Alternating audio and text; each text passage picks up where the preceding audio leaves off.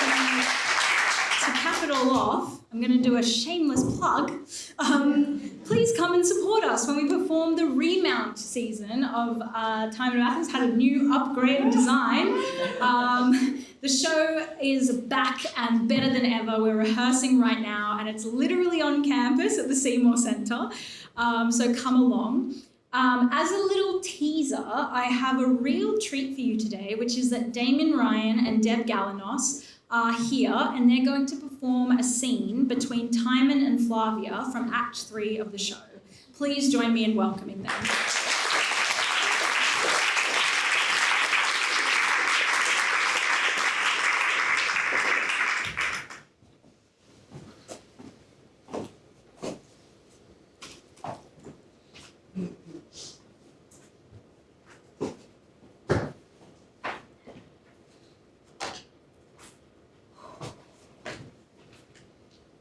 Come hither, pray you. How goes the world that I'm thus encountered with clamorous demands for date broke bonds and the detention of long since due debts against my honour? Please, you friends, this time is unagreeable to this business. Your importunity cease till after dinner, that I may make his lordship understand wherefore you are not paid. Do so, my good friends. We'll dine together shortly. Flav, see them well entertained. I'll speak with you anon. Pray you draw near.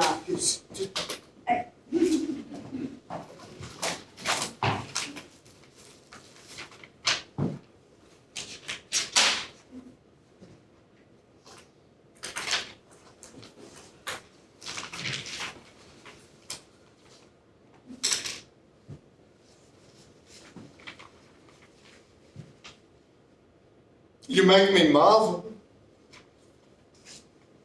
Wherefore, ere this time, had you not fully laid my state before me, that I might so have rated my expense as I had leave of means? You would not hear me. Many leisures I propose. Oh, go to, perchance some single vantages you took, when my indisposition put you back, and that unamptness made you minister thus to excuse yourself. Oh my Lord, many times I brought in my accounts, laid them before you. You would throw them off and say you found them in mine honours. Oh. When for some trifling present you have bid me return so much, I have shook my head and wept. Yea, against the authority of manners, prayed you to hold your hand more close. I did endure, not seldom, nor no slight checks, when I have prompted you in the ebb of your estate and your great flow of debts. My good Lord.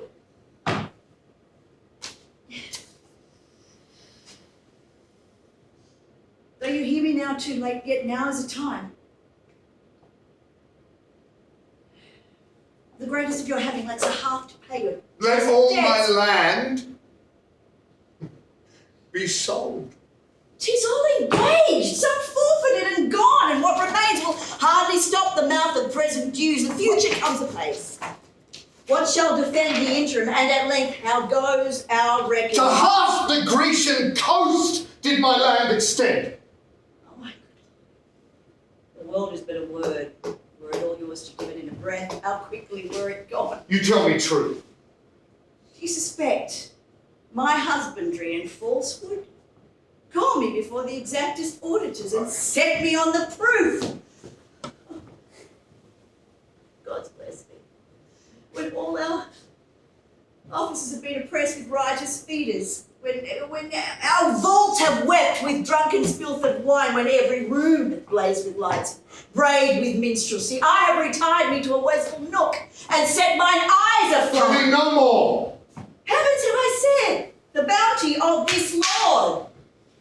How many prodigal bits have slaves and peasants this night in They are my friends. Who is not Timon's? What heart, head, sword, force means, but is Lord Timon's. Great Timon, noble, worthy, royal Timon. When the means are gone that by this praise, the means are gone that by this praise, the breath is gone whereof this praise is made. Feast one, fast lost. One cloud of winter showers and these flies. Come on, no more! Summon me no more! No villainous bounty yet hath passed honestly, not ignobly, have I spent... now you weep. Can you the conscience lack to think I shall lack friends? Secure thy heart. If I would broach the vessels of my love and try the argument of hearts by borrowing, men and men's fortunes could I frankly use as I can bid you speak. Assurance, bless your thoughts. And in some sort, these wants of mine are crowns that I account them blessings. For by these shall I try, friends. You shall perceive how much you mistake my fortunes. I am wealthy in my friends. Within that, Philia and Sophia, I will dispatch you severally. Go you to Lady Lydia, and to Lexis, you to Stavros. No. Commend me to their love. And say, I'm proud that my occasions have found time to use them toward a supply of money. Let the request be for thus much. This. Lady Lydia and Lex. And go you, Flav, to the senators, of whom even to the state's best health I have deserved this hearing. Bid them send to the instant 1,000 bonds to me. I have been bold, so that I knew it in the most general way to them, to use your signet and your name, but they do shake their heads, and I am here no richer in return. Is that true? Well, it can't be. They answer in a joint and corporate voice that now they are at fall. Want treasure. The tide is out, and austerity hangs away from all agrees. They cannot do what they would. They are sorry. You are honourable, but yet they would have wished, they know not. Noble nature may catch a wrench. Would all were well, 'tis pity. Would all. So, intending other serious matters, they froze me into silence. The gods reward them. Look cheerfully. Flav, these old fellows have their ingratitude in them hereditary. Their blood is caked, it's cold, it seldom flows. Go to Stavros. Flav! Look not sad!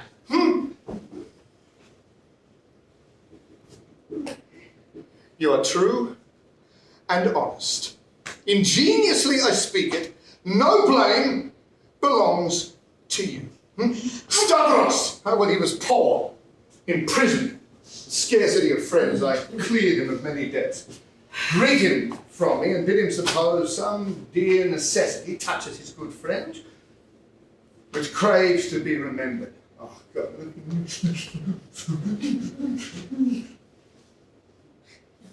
Ne'er speak nor think that Timon's fortunes amongst his friends may sink.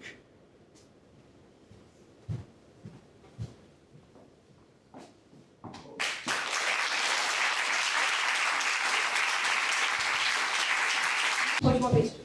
Oh, he wants me to do it. So we do have just a few minutes available to have a little Q&A, and I'm sure that you would love the opportunity to speak to these artists. So we're just going to pull these stools out, and then I'm going to take this microphone around to you so you can ask them anything you want about the nature of producing this kind of work.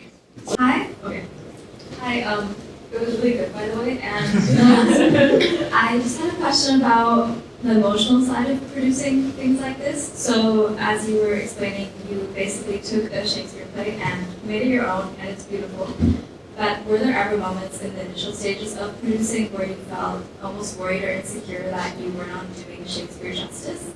And how did you work with these emotions? Yeah, that's a great question. Yes is the answer. I feel like I felt quite a lot of imposter syndrome in the first go around of it because I was like, I'm too stupid to direct Shakespeare, is probably what I felt. Like, it's probably what I felt. I think that having done only contemporary plays really up until that point, it was a very daunting task for me to sort of wonder if the audience was going to find clarity, because we didn't have the safety of, when you're directing Romeo and Juliet, everyone's kind of coming already knowing the story, so the clarity is not less important, but you can sort of take more risks. And I was sort of choosing to take risks in the storytelling with a show that nobody knew what happens in it. So yes, the answer is yes, definitely felt that. But when I think the joy of having incredible Shakespeare artists like these two inside of the process is that they do so much work to make the storytelling really clear, as you can see, and that sort of allowed me to have a slightly bolder vision, I think, for the whole show. Hi, I just wanted to ask, I know that you touched on it already, but I'm still very interested about it. How did you go about the process of creating the ending, your own dialogue, and obviously handling that daunting task? How did you go about that? Yeah, as Margaret said, there's a little bit of text we took from Shakespeare's really lesser known works, which there's around a third of the canon in this country is not heavily performed, and there was some interesting material there that sometimes we're able to reshape slightly and subtly change. And as Margaret said, you are collaborating with someone who spent his life collaborating with texts and previous texts and rebuilding plays written by anonymous, that great prolific artist of that period. And so, yeah, we are boldly writing and collaborating with him. That sound we can hear is him turning his brain. But we also got a bunch of texts from, a world that has an extraordinary response to debt for thousands of years. And there's stuff going right back to ancient Greece and through Rome and even in the Hadiths, of Islam and in the early American Constitution and Parliament. We drew those quotes in there from George Washington, there's quotes in there from Thomas Jefferson. We took a range of areas that talked about death historically and in some extraordinarily poetic ways and sort of combined them together into a bit of a testament for time. And we're unashamed of it. Okay. That scene performed very well for us by it reminded me a lot of Utopia, that TV show about. Yeah. And I guess that gets me thinking, sort of, we're looking at a critique of the Greek financial crisis, but I'm reading into it Australian governmental politics nonsense.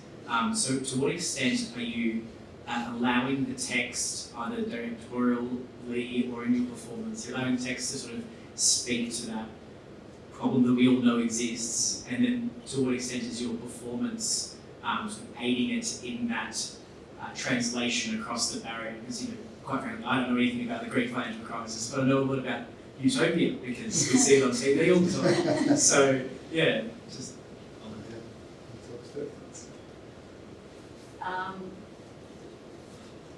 Everything helps. So references that are current, that are also of the era that we set it in. We grab sources from everywhere to make things relevant. And every time we do the show, or every time we did the show, we'll be doing the show, it will be different every night because what comes out is drawn from whatever happens in my brain at the time. And that happens for most actors, I think. It keeps it alive. But the references that we use are anything and everything that we can draw from to help support and detail the work. Yeah, and it's enormous and glorious poetry and all of that, but it's astonishingly human and extremely easy to say this material, this work. There's sort of no such thing as a Shakespeare scene for me. There tends to be 7 to 9 short scenes within every scene. And when you play the specificity of each of those moments, you try not to generalise across the scene. You look for the shape of the scene just as surely as you might look for the way an artist might frame a narrative or a story within an artwork. They choose what they are directing the human eye to, even the stuff that's in relief that will eventually be found by the drifting eye of the consumer looking at a painting. Shakespeare's scenes are like that too. He's an astonishing gift for storytelling, astonishing even within the minutiae of the writing. And I think as actors, when you simply try to ensure you know exactly what is being said, what's motivating that thought, and how vastly different that was to the previous thought, now the next thing you're saying is only being said because of the failure of the previous thing you're saying. By the end of it, you've made a scene. And I find in doing that, the text becomes extremely natural to you. And that goes across the place. And something as fanciful as a fairy queen in Midsummer's Dream, that she's fundamentally someone running away from an abusive ex-partner and hiding in the FBI witness protection program, running around the world. You know, like, it's very, very modern material.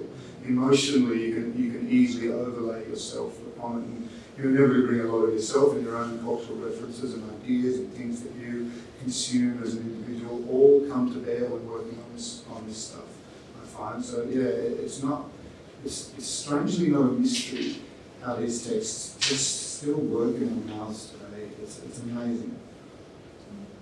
We actually have quite a lot of actors in the room today, so I hope you're really going to cherish that answer, because I think there's a lot there for you. We might make this our second to last question. So I see another one over there. So if you have a last question, think of it now. Hi guys. I do have a question, but I also just needed to mention that Margaret, you look, especially in that photo, strikingly like Emma Thompson. Like so much like her. But my question was, I think as when you're a creative and when you kind of have spent your whole life making things, starting things, never finishing them, it, like you said, imposter syndrome, it can feel really, like you're not meant to be there. So when did it feel real for you? When did it start to feel like this is actually holy shit, I've done this. Can't go back now. We did a pretty extensive audition process for Timon of Athens. I usually direct multiple shows in a year, and for at least one show I'll try to do a full set of open auditions, because one of the issues that I see in our industry right now is that very few people are actually auditioning. A lot of people are casting just on the basis of having seen people in other works or shoulder tapping. And so we did a week of auditions. Damien and I saw 120 auditions, which was pretty hectic. It was 5 days. And I feel like over the course of that process, because I've asked everyone to prepare a Shakespeare speech that was relevant to the themes of Timon, but not from Timon. And I also asked them to prepare a 2-minute movement sequence, because I'm mean. I gave them a quote from, I think it was JFK, and asked them to create a movement sequence. And over the course of watching that amount of people interpret what those prompts meant, I think I learned about the show, and I think that was the moment where I sort of went, oh, we're actually doing this, and I can't really turn back, and what have I done? But also it was extremely exciting at the time. With this new iteration, it's such a privilege to be able to revisit a work. It's very rare for theatre directors to be allowed to redo the same show with mostly the same cast again. So it's been all about, how do I make it better and stronger?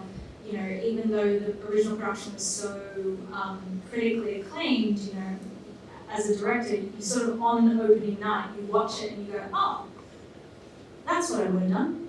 Oh well, next time. And in this case, there is a next time, so that's been really great.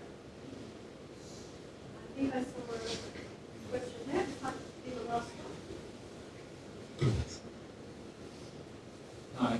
I just wanted to ask, since it's your own adaptation, did you bring any sort of different theatrical elements into the scene, into the whole performance, or did you sort of go off other productions into your own making of it?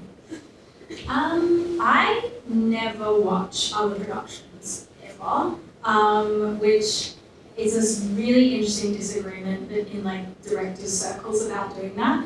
I think it's crazy that you watch another production of the same show. So I've never directed a show that I've seen a production of it already, which is getting harder as I go along. But the reason being that I have 3 rules for two rules for how I whether I'll direct a script or not. And the first rule is it doesn't say something. I won't direct anything that doesn't have some sort of political meaning in it. So no one asks me to direct Noises Off or anything like that. And the second one is that I have to see 3 key images the first time I read a play. And so to me, in order to keep clarity on those ideas, not referring to other external productions, I just directed a production of a show called Posh, which has a film. And I didn't watch the film. I was the assistant director of August Osage County last year, which also has a film, and we didn't watch the film for that either. I think it helps us to imagine specifically for that space and for the vision that we're trying to bring to life. But yeah, there was so much like reference material, and to speak to your question earlier about it feeling like it's super relevant to Australian politics. At the time, the first ever show I directed was a show called Labyrinth, which is by Beth Steele, and it's about the Latin American financial crisis of 1979 to 1982. So I clearly have a theme. But that show actually ends with the Greek financial crisis. It starts at 1979 and it ends with the Greek financial crisis. So we have this joke that I just keep looping, and I just keep moving through time, just only via financial crises. But I guess to speak to that Labyrinth and Timon and Posh and these shows that are about wealth and inequality, they're all speaking to something similar, which is that I feel like I live in an unequal society, and as I said many times, and that I feel like instead of, although Not Now Not Ever, a Parliament of Women was actually about Australian politics, but aside from that, I actually think it's more interesting for an audience to watch a show like a Shakespeare and watch it and think, God, they were thinking about this exact thing that I'm thinking about today, 500 years ago, or however many years ago, with Parliament of Women. If you haven't read that play, go and read that play 2,000 years ago. They were thinking about things that you will have thought today. So yeah, that's kind of my take on why I think it's important to direct stuff that's not just not speaking directly maybe to the time, but is referencing. Such an extraordinary thing, a play. You came here with a play about someone trying to separate themselves from humanity, and you've shown us all these ways that we are increasingly, intriguingly, inextricably connected. I think that's just such a wonderful, valuable thing. So thank you, and please join me in thanking the extraordinary Margaret Thanos.